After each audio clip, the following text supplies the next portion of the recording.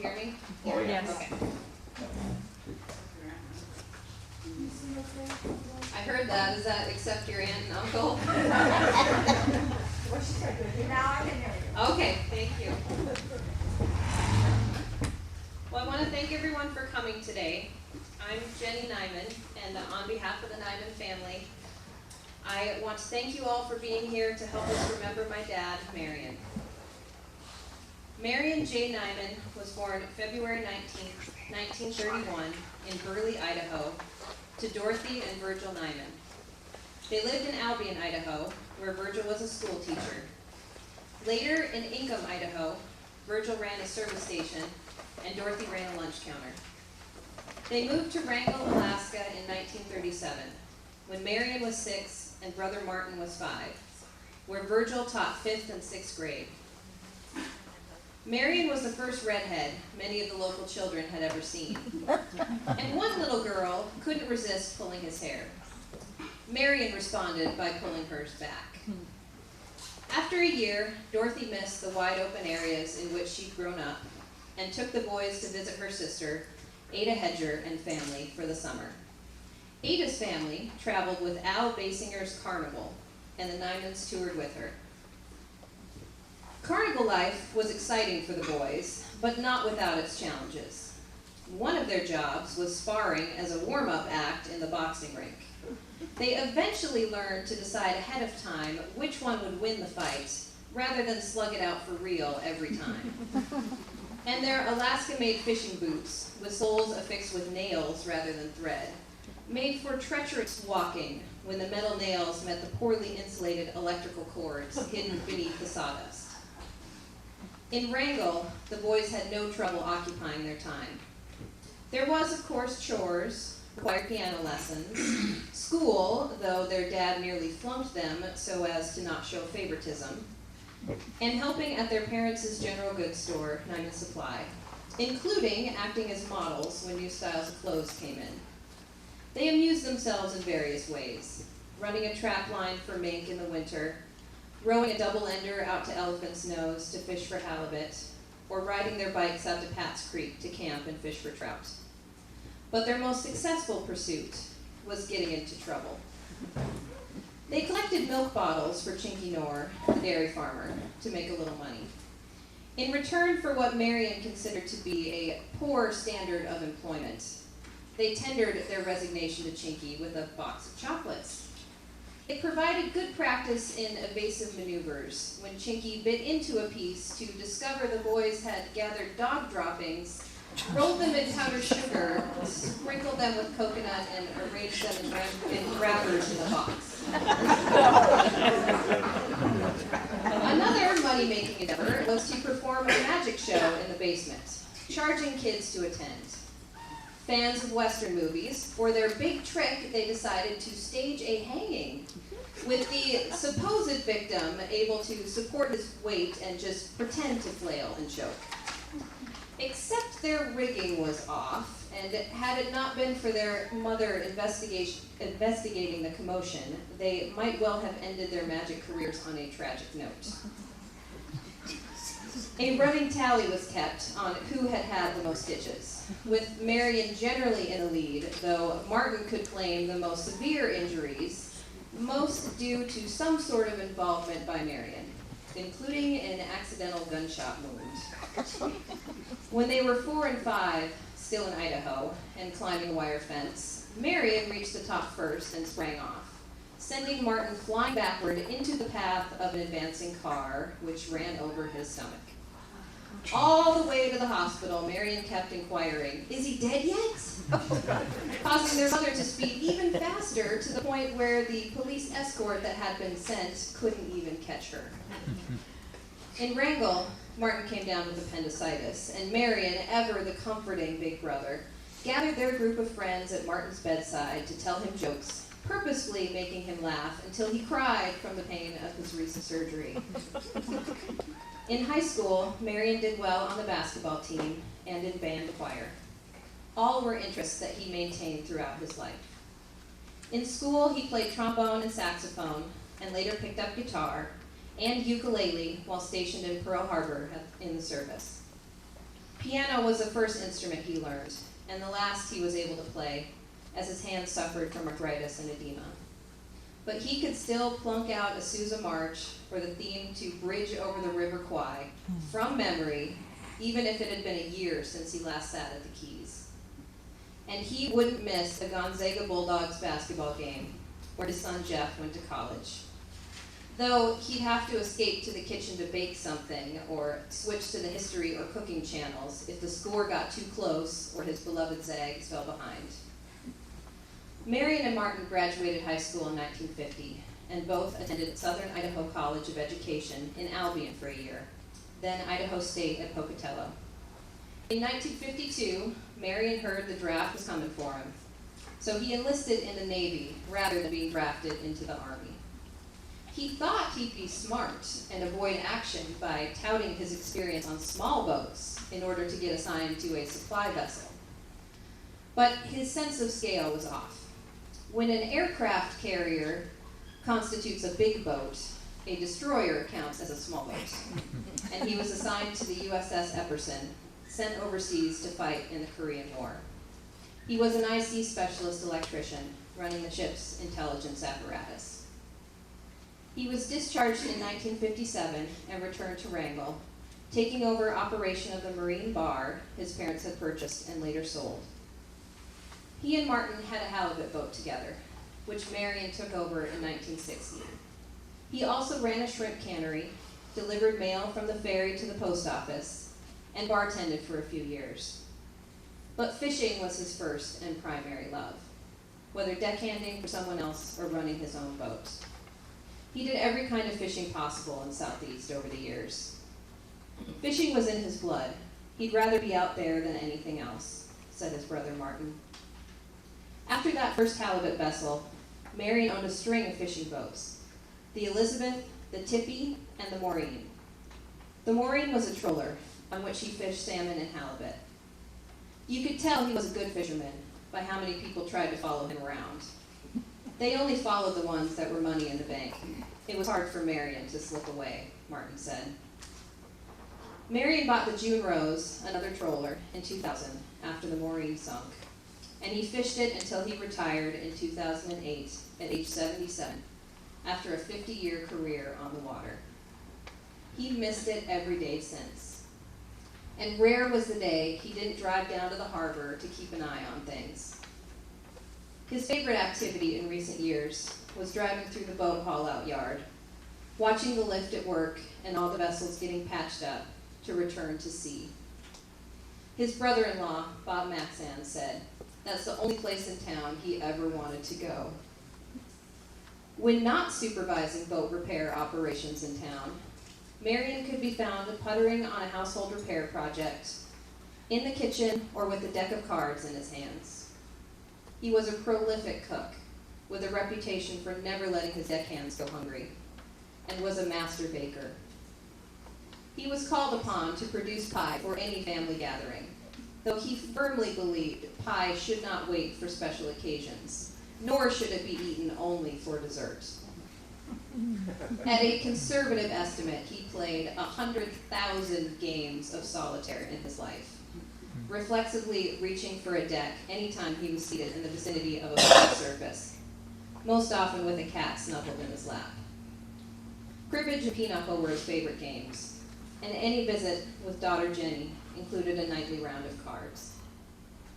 He had a gruff voice that poorly hid his kind heart, a quick wit, creative vocabulary, and an inexhaustible sense of humor, an engineering mind, a never-ending sense of curiosity, a stubborn streak as strong as boiled coffee, a soft spot for kids, critters, and candy, and a spirit that was as adventurous as it was independent. There never was, nor will ever be, another like him. Marion was preceded in death by his parents, Dorothy and Virgil, and son, Virgil Neyman. He is survived by his wife, Barbara Neyman of Wrangell, children with his first wife, Doris, Joanne Creed, and Cheryl Neyman, children with his second wife, Ethel, stepdaughter Jackie Bell of Juneau, stepdaughter Julie Goodrich Sparks of Fairbanks, and J.N. Scott and husband Jay of Tumwater, Washington, and children with his wife of 37 years, Barbara, Jeffrey Marion Neyman and wife Jennifer of Spokane, Washington, and Jennifer J. Neyman of Kenai. He also is survived by his siblings, Martin Neyman and wife Marion of Hermiston, Oregon, Alta Carter and husband Steve, now deceased, of Lewiston, Idaho, Arlen Neyman and wife Maxine of Wrangell, and Elise Matsand and husband Bob of Wrangell.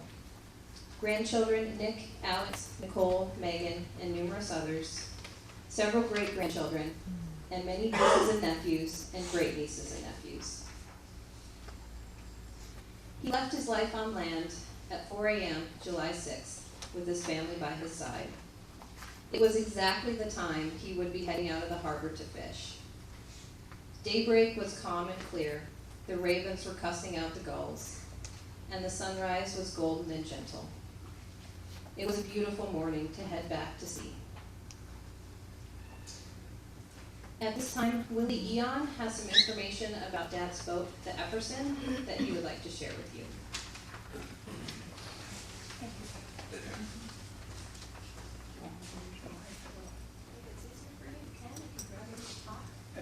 I'll try it out. I have a U.S. You're an hard act to follow, but you ought to read it. Anyway, the USS Epperson, and little informal notes. Marion wrote me a letter when I was in the Army on the destroyer, but I have a Navy book at home, and pardon me? Oh, I can hold it again. Thank you. It was a Fletcher-class destroyer, one of 181 built in 1942, 1944. Displaced 2,900 tons, was 356 length, and had a twin shaft steam turbine, 4 boilers, 60,000 horsepower, capable of 38 knots, pretty fast. And crewmen aboard were 272, was equipped with 5-inch guns and other smaller armament, depth charge, throwers, and racks. Many were returned during the Korean War era in the mid-50s. 39 were given a refit, and others were passed on to friendly Navy forces. In the 1970s,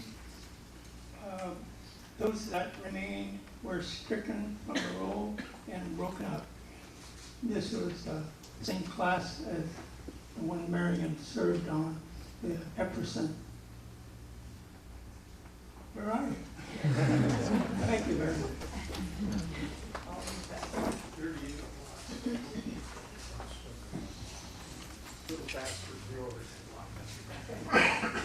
Yeah, that moved a little faster than Dad's trollers, for sure.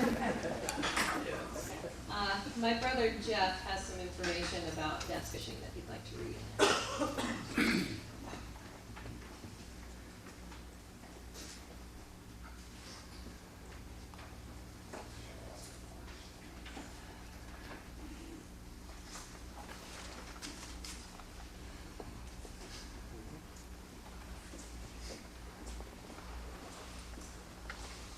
The following excerpts are from an article named The Morning Bite, written by John Van American.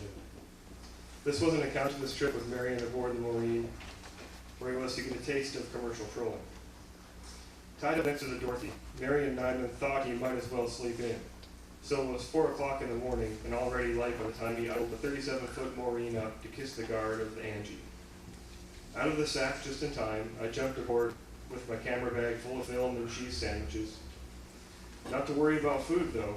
The coffee grounds had already settled in the big pot, vibrating on the oil stove, and as soon as we cleared the rocks and pointed the bow past St. Joseph Island, Marion was peeling potatoes for hash browns and eggs.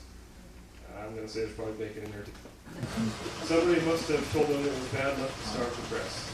Unfortunately, nobody told him about listening to those same people's advice. I heard a tip about a good bite offshore from a trawler who delivered a nice gaggle of kings the night before. Wanting to see a few big ones come over the rail myself, I passed the info on to Marion as I sipped my first of many cups of boat coffee.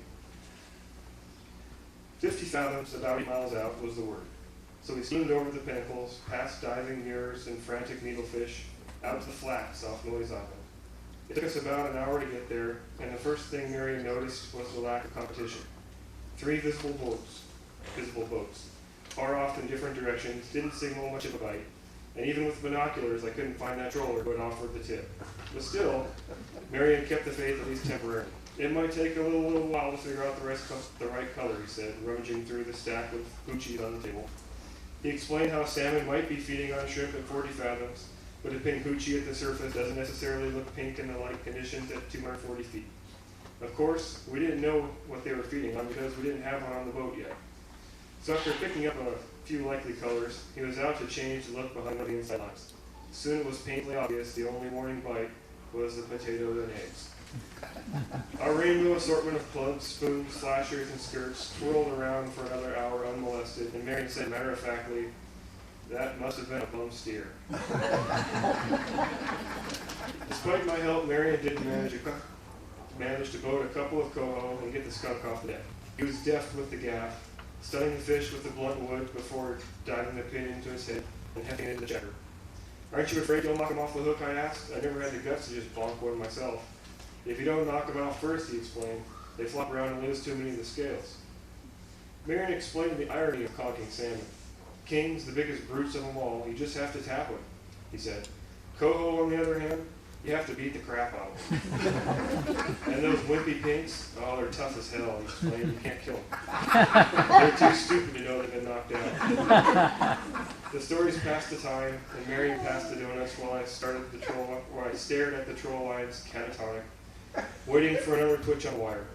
Marion pointed the boat towards an area bordered by Coronation, Warren, and Hecata Islands known as the Triangle. We could see 7 or 8 boats dragging gear up to the north, so maybe, just maybe, that's where the bite was really happening. It might as well have been the Bermuda Triangle, where all the salmon disappear without trace. It was getting desperate. 4 o'clock p.m. and only 4 kings and a handful of coho in the slush toad on deck. Even tried my favorite hoochie, a glow-in-the-dark white with green slashes, and even let me drive the boat. I think if Dad had read that, he would correct him and say steer the boat. The hoochie proved as worthless as the helmsman. "You're fired," he said. "You can't steer any better than I can. If I wanted to donate lead to the sea, I'd throw him off the damn boat." Just as I was finishing a giant helping of boiled beef, potatoes, and carrots, Marion got up quickly and headed out to the cockpit. Bingo! The fish were hungry too. Up came one line after the other with a nice mix of coho and king salmon. Marion was conking and gaffing deftly, clearing the lines and getting the gear back into the water with a rhythm only trollers could dance to. I helped onto the helm, but it was a dicey drag now that we were in close, fishing the gully defined by tree on this point, and a notch or hill or a bump on that point, and a tree on that hill. Oh man. "What tree?" I asked. "I can see the bump." I was a big help. The paper on the recorder looked like a shark jaw full of lead-eating teeth. Marion stared from the cockpit. It's like I was really there. Soon the lines were quiet. "If I'd known there were kings, I'd have turned back right away," Marion said. Now we were back in the gully but off the fish. Just like life, the slack tie bite was sweet, but so short. The kink, skipping ahead to another excerpt. The kink I must have put in a 1.5-inch line, overpressurized the hose, and blew it off its fitting in the engine room. When Marion opened the hatch, water was climbing up the GMC 671, and the pulleys were throwing seawater all over the place. The afternoon doldrums were over. I noticed the boat was kind of wallowing in the gentle swell, and the boiled beef and potatoes in my stomach began to wallow along with it. My pulse was up a bit too. This is just how they sink, I told myself as I surveyed the lashes on the skiff, and reassured myself by touching the handle of my knife. I'd like to say I've never been there before. Fortunately, Marion was thinking more how to fix the problem than to escape it. He went for a pair of channel locks to shut off the seawater intake and switched the pump over from its deck washdown to bilge pump fashion. Between an auxiliary electric pump and a belt-driven washdown, the Maureen soon regained her waterline and her grace. It took me just a bit longer. Thank you.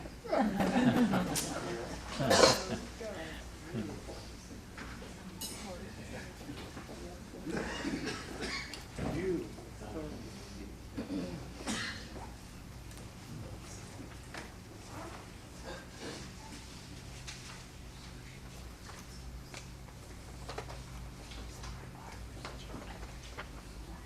I did not follow in my dad's footsteps, in that I did not become a fisherman. I'm anchored to a computer and sail through waves of text on a keyboard. But I always admired what it took to be a fisherman. And at various times in my life when I was feeling so inspired, perhaps sentimental, I wrote a couple poems in homage to my dad. I do not have first-hand nor deckhand experience in fishing, but when you've got a dad as colorful as mine, it's not hard to be inspired. The first has to do with a phrase Dad was known for on the boat, one that he employed when things weren't exactly ship-shape. It's called, "She don't work, she don't ride." Capacity is cramped, 40 feet of deck, cabin, and hold. Its demands are multiple, at least 2 or